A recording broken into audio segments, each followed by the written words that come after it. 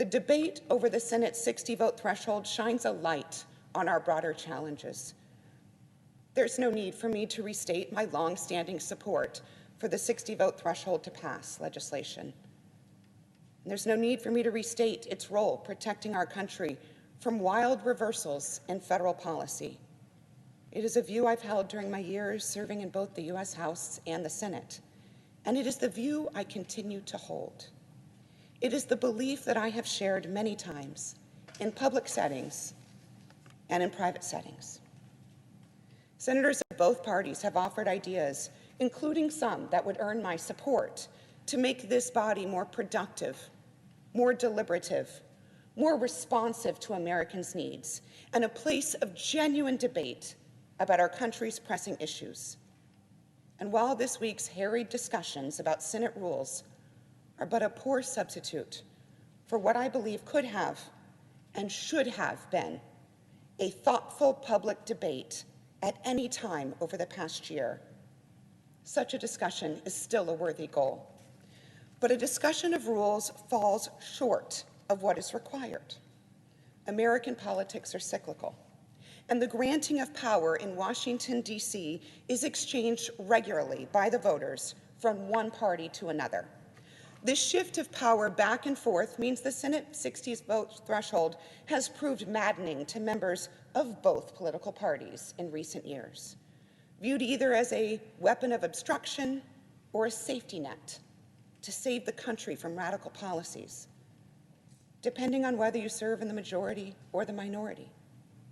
But what is the legislative filibuster other than a tool that requires new federal policy to be broadly supported by senators representing a broader cross-section of Americans, a guardrail, inevitably viewed as an obstacle by whoever holds the Senate majority, but which in reality ensures that millions of Americans represented by the minority party have a voice in the process.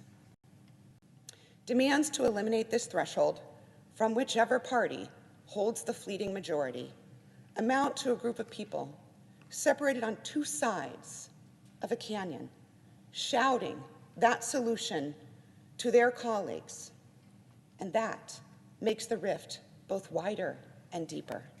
Consider this. In recent years, nearly every party line response to the problems we face in this body, every partisan action taken to protect a cherished value, has led us to more division, not less. The impact is clear for all to see. The steady escalation of tit for tat, in which each new majority weakens the guardrails of the Senate and excludes input from the other party, furthering resentment and anger amongst this body and our constituents at home.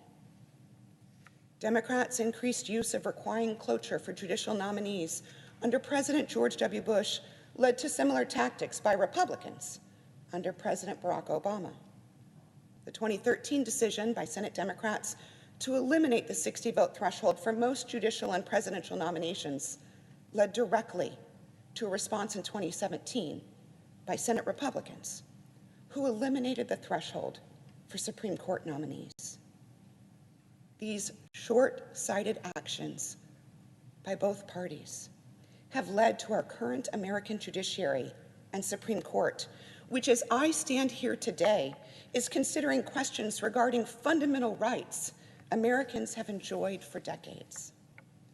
Eliminating the 60-vote threshold on a party line with the thinnest of possible majorities to pass these bills that I support will not guarantee that we prevent demagogues from winning office.